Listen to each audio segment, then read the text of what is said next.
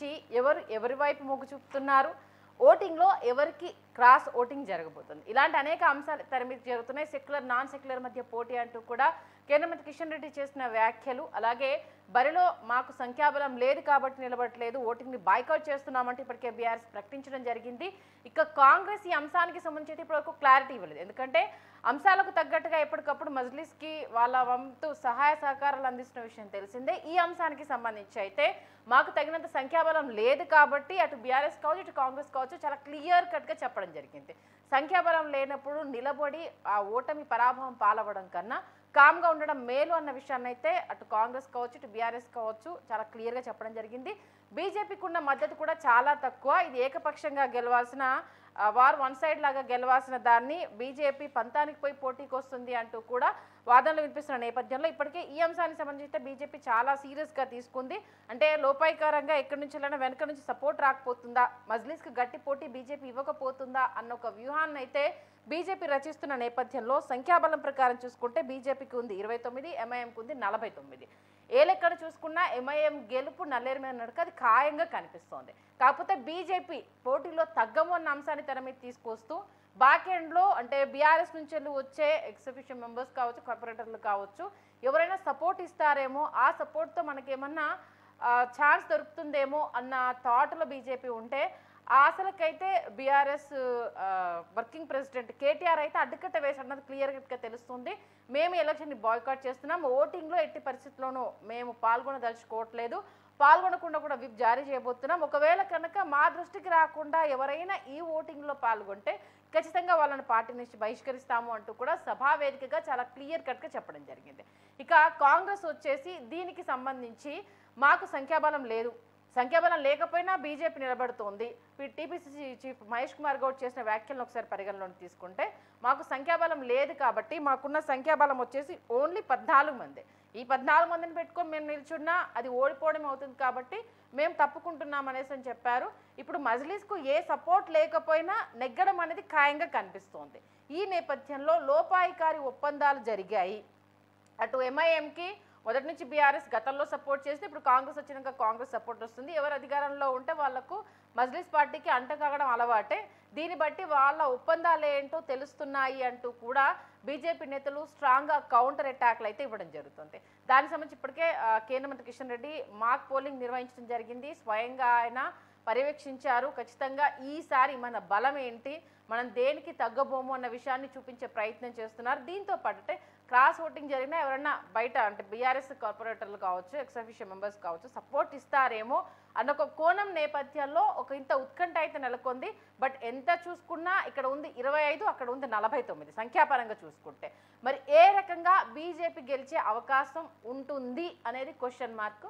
ఎందుకు బీజేపీ ఈసారి ఇంత సీరియస్గా ఈ ఎమ్మెల్సీ లోకల్ బాడీ ఎమ్మెల్సీకి సంబంధించి స్ట్రాంగ్గా ఉంది అనేది అయితే తెలియాల్సింది. ఈ అంశానికి సంబంధించి అయితే ఇప్పటికే అటు ప్రచారానికి సంబంధించి ఎప్పటికప్పుడు మీడియా సమావేశాలు ఏర్పాటు చేయడం, వాళ్ళ వాదన ఏంటనేది వినిపించే ప్రయత్నం చేయడము, రాబోయే ఈ ఎన్నిక ఎవరు లోపాయికారంగా ఒప్పందం చేసుకున్నారు, మాకు పొత్తు లేదు అంటూ చెప్తున్నా ఆ పొత్తు ఇప్పుడు రాబోతున్న ఈ ఓటింగ్ సర్లు అయితే చెప్పే ప్రయత్నం చేస్తుంటారు.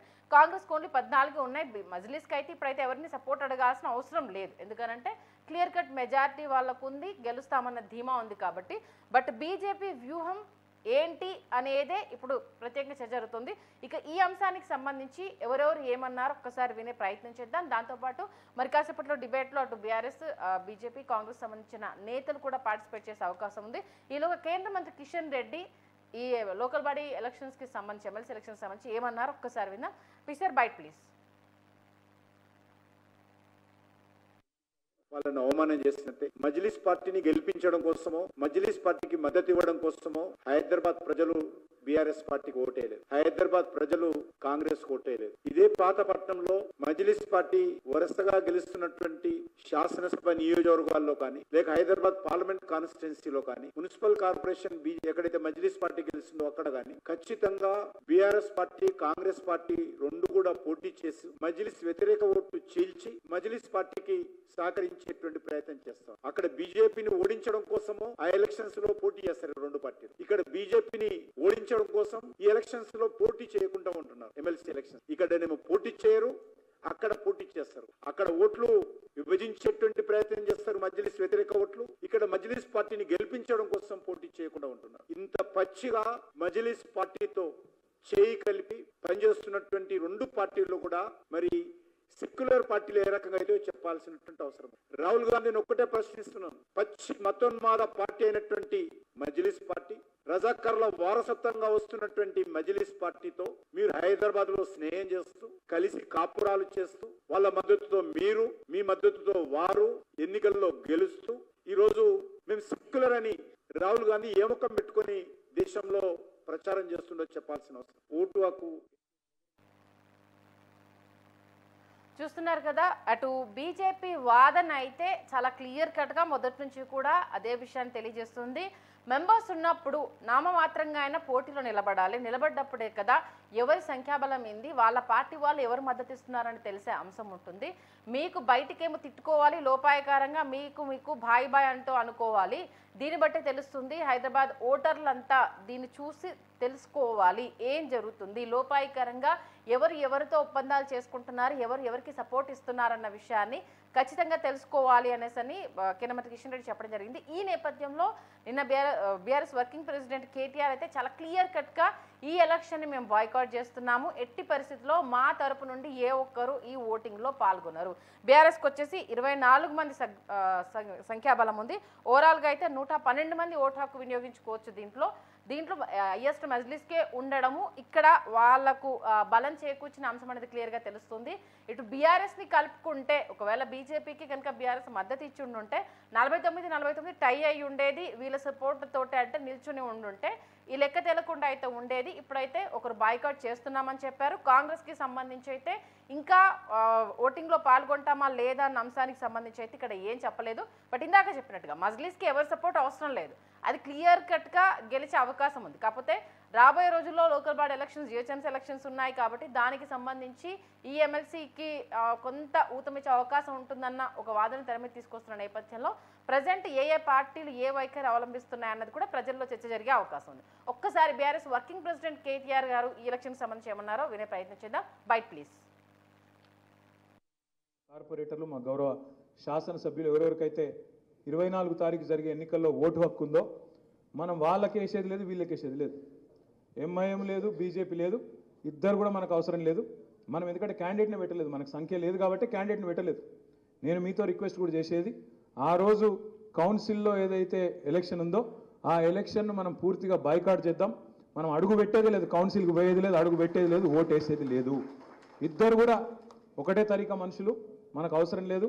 వాళ్ళు లేదు, వీళ్ళు లేదు, మనం అలా పోయేది లేదు. నేను శ్రీనివాస్ యాదవ్ గారిని, సబితా గారిని కోరుతా ఉన్నా, మీరు దయచేసి ఆ విప్పు కూడా ఇచ్చేది ఉంటే విప్పు కూడా ఇవ్వండి. ఎవరైనా వ్యక్తిగతంగా విప్పు ధిక్కరిస్తే కూడా చర్యలు ఉంటాయి. విప్పు కూడా పార్టీ నుంచి ఇస్తాం, తప్పకుండా దాన్ని పాటించాలని చెప్పి కూడా నేను కోరుతా ఉన్నాను. కూడా ప్రార్థించేది ముఖ్యంగా మా కార్పొరేటర్లు, మా గౌరవ శాసనసభ్యులు ఎవరెవరికైతే 24 తారీఖు జరిగే ఎన్నికల్లో ఓటు హక్కు ఉందో మనం వాళ్ళకి వేసేది లేదు, వీళ్ళకి వేసేది లేదు. ఎంఐఎం లేదు, బీజేపీ లేదు, ఇద్దరు కూడా మనకు అవసరం లేదు. మనం ఎందుకంటే క్యాండిడేట్ని పెట్టలేదు, మనకు సంఖ్య లేదు కాబట్టి క్యాండిడేట్ని పెట్టలేదు. నేను మీతో రిక్వెస్ట్ కూడా చేసేది, ఆ రోజు కౌన్సిల్ చూస్తున్నారు కదా, చాలా క్లియర్ కట్గా ఎంఐఎం అవసరం లేదు, బీజేపీ అవసరం లేదు, మనకు ఎవరితోటి పొత్తులు లేవు, ఎవరితో అంటకాగాల్సిన అవసరం లేదు అనేసి అంటూ కేటీఆర్ అయితే చాలా క్లియర్ కట్గా చెప్పడం జరిగింది. బట్ గతంలో 2 పర్యాయాలు వచ్చినప్పుడు ఎంఐఎంతో దోస్తీ అనేది మనకు క్లియర్ కట్గా తెలిసిన విషయమే. ఈ నేపథ్యంలో లోపాయికారంగా జరుపుకుంటున్నారు, బయట చెప్తున్నారు అనేసి అంటే దానికి సంబంధించి అయితే కేటీఆర్ చాలా క్లియర్ కట్ ఆన్సర్ అయితే ఇవ్వడం జరిగింది. మేము బాయ్కాట్ చేస్తున్నాము, కౌన్సిల్లో ఏ ఒక్కరు అడుగు పెట్టాల్సిన అవసరం లేదు, ఓటు వినియోగించుకోవాల్సిన అవసరం అంతకన్నా లేదు. ఇన్ కేస్ పార్టీ ఆదేశాలను మీరు ఎవరైనా కౌన్సిల్కి వెళ్ళినా ఓటు హక్కు వినియోగించుకున్నా దానికైతే భారీ మూల్యం చెల్లించుకుంటారు అంటూ అటు మాజీ మంత్రి సబితా ఇంద్రారెడ్డికి కావచ్చు, తలసాని శ్రీనివాస్ యాదవ్ కావచ్చు ఈ బాధ్యతలను అప్పగించడం జరిగింది. అది చూసాము. ఇక కాసేపటి క్రితం బీజేపీ నేత లక్ష్మణ్ కూడా ఒక వ్యాఖ్యలు చేయడం జరిగింది. ఒక్కసారి ఆయన ఏమన్నారు చూస్తే మనం డిస్కషన్లోకి వెళ్ళే ప్రయత్నం చేద్దాం. Byte please. ఇద్దరు కలిసి వాళ్ళ మజ్లిస్ గెలుపు కోసం వాళ్ళ కృషి చేస్తున్న విషయాన్ని తెలంగాణ ప్రజలు, హైదరాబాద్ ప్రజలు గమనించాలి. మతోన్మాద రాజకీయాలు నేర్పే మజ్లిస్ పార్టీని దేశ రాజధాని హైదరాబాద్లో వారు ఇవాళ పాముకు పాలు పోసి పెంచినట్టుగా ఈ 2 పార్టీలు అధికారంలోప్పుడు ఏ రకంగా వాటిని పోషించాయో ఇవాళ స్పష్టమవుతోన్నది. 10 సంవత్సరాలు అధికారంలో ఉన్నటువంటి బీఆర్ఎస్ పార్టీ ఇవాళ ప్రధాన ప్రతిపక్ష పార్టీ పోటీ చేయకపోవడం, రాష్ట్రాన్ని పాలిస్తున్నటువంటి కాంగ్రెస్ పార్టీ ఇవాళ రాష్ట్ర రాజధానిలో పోటీ చేయకపోవడం. కాబట్టి ఈ 3 పార్టీలు, భారతీయ జనతా పార్టీ ఇవాళ తెలంగాణలో తిరుగులేని శక్తిగా ఎదుగుతోన్నది. మోదీ నాయకత్వంలో ఖచ్చితంగా తెలంగాణలో అధికారంలోకి వచ్చేటువంటి అవకాశం ఉందని గమనించి ఈ 3 పార్టీలు ఒక పన్నాగం పన్ని పోటీ చేయకపోవడమే కాదు, ఇవాళ బీజేపీ అభ్యర్థిగా డాక్టర్ గౌతమ్ రావు గారు ఏదైతే బరిలో ఉన్నారో వారు గెలిచే అవకాశాలున్నాయి. మరి ఈ ప్రజాప్రతినిధులు ఓటర్లకు అవకాశం ఇస్తే అని భావించి ప్రజాస్వామ్యంలో ఇవాళ ఓటు వెయ్యొద్దని చెప్పి పిలుపునివ్వడం నిజంగా చాలా ఇది హాస్యాస్పదంగా ఉన్నది. మరి కేటీఆర్ గారు బీఆర్ఎస్ పార్టీ ఇవాళ డాక్టర్ బాబాసాహెబ్ అంబేద్కర్ ఇవాళ ఏదైతే ఓటు ఆయుధం అనే దాన్ని హక్కుగా ఇచ్చాడో ప్రజాస్వామ్యంలో ఇద్దరు కలిసి ఇవాళ మజ్లిస్ గెలుపు కోసం వాళ్ళ కృషి చేస్తున్న విషయాన్ని తెలంగాణ ప్రజలు, హైదరాబాద్ ప్రజలు గమనించాలి. మతోన్మాద రాజకీయాలు నేర్పే మజ్లిస్ పార్టీని దేశ రాజధాని హైదరాబాద్లో వారు ఇవాళ మరి పాముకు పాలు పోసి పెంచినట్టుగా ఈ 2 పార్టీలు అధికారంలోప్పుడు ఏ రకంగా వాటిని పోషించాయో ఇవాళ స్పష్టమవుతోన్నది. 10 సంవత్సరాలు అధికారంలో ఉన్నటువంటి బీఆర్ఎస్ పార్టీ ఇవాళ ప్రధాన ప్రతిపక్ష పార్టీ పోటీ చేయకపోవడం, రాష్ట్రాన్ని పాలిస్తున్నటువంటి కాంగ్రెస్ పార్టీ ఇవాళ రాష్ట్ర రాజధానిలో పోటీ చేయకపోవడం. కాబట్టి ఈ 3 పార్టీలు, భారతీయ జనతా పార్టీ ఇవాళ తెలంగాణలో తిరుగులేని శక్తిగా ఎదుగుతోన్నది. మోదీ నాయకత్వంలో ఖచ్చితంగా తెలంగాణలో అధికారంలోకి వచ్చేటువంటి అవకాశం ఉందని గమనించి ఈ 3 పార్టీలు ఒక పన్నాగం పన్ని పోటీ చేయకపోవడమే కాదు, ఇవాళ బీజేపీ అభ్యర్థిగా డాక్టర్ గౌతమ్ రావు గారు ఏదైతే బరిలో ఉన్నారో వారు గెలిచే అవకాశాలున్నాయి. మరి ఈ ప్రజాప్రతినిధులు ఓటర్లకు అవకాశం ఇస్తే అని భావించి ప్రజాస్వామ్యంలో ఇవాళ ఓటు వెయ్యొద్దని చెప్పి పిలుపునివ్వడం నిజంగా చాలా ఇది హాస్యాస్పదంగా ఉన్నది. మరి కేటీఆర్ గారు బీఆర్ఎస్ పార్టీ ఇవాళ డాక్టర్ బాబాసాహెబ్ అంబేద్కర్ ఇవాళ ఏదైతే ఓటు ఆయుధం అనే దాన్ని హక్కుగా ఇచ్చాడో ప్రజాస్వామ్యంలో ఇద్దరు కలిసి ఇవాళ మజ్లిస్ గెలుపు కోసం వాళ్ళ కృషి చేస్తున్న విషయాన్ని తెలంగాణ ప్రజలు, హైదరాబాద్ ప్రజలు గమనించాలి. మతోన్మాద రాజకీయాలు నేర్పే మజ్లిస్ పార్టీని దేశ రాజధాని హైదరాబాద్లో వారు ఇవాళ మరి పాముకు పాలు పోసి పెంచినట్టుగా ఈ 2 పార్టీలు అధికారంలోప్పుడు ఏ రకంగా వాటిని పోషించాయో ఇవాళ స్పష్టమవుతోన్నది. 10 సంవత్సరాలు అధికారంలో ఉన్నటువంటి బీఆర్ఎస్ పార్టీ ఇవాళ ప్రధాన ప్రతిపక్ష పార్టీ పోటీ చేయకపోవడం, రాష్ట్రాన్ని పాలిస్తున్నటువంటి కాంగ్రెస్ పార్టీ ఇవాళ రాష్ట్ర రాజధానిలో పోటీ చేయకపోవడం. కాబట్టి ఈ 3 పార్టీలు, భారతీయ జనతా పార్టీ ఇవాళ తెలంగాణలో తిరుగులేని శక్తిగా ఎదుగుతోన్నది. మోదీ నాయకత్వంలో ఖచ్చితంగా తెలంగాణలో అధికారంలోకి వచ్చేటువంటి అవకాశం ఉందని గమనించి ఈ 3 పార్టీలు ఒక పన్నాగం పన్ని పోటీ చేయకపోవడమే కాదు, ఇవాళ బీజేపీ అభ్యర్థిగా డాక్టర్ గౌతమ్ రావు గారు ఏదైతే బరిలో ఉన్నారో వారు గెలిచే అవకాశాలున్నాయి. మరి ఈ ప్రజాప్రతినిధులు ఓటర్లకు అవకాశం ఇస్తే అని భావించి ప్రజాస్వామ్యంలో ఇవాళ ఓటు వెయ్యొద్దని చెప్పి పిలుపునివ్వడం నిజంగా చాలా ఇది హాస్యాస్పదంగా ఉన్నది.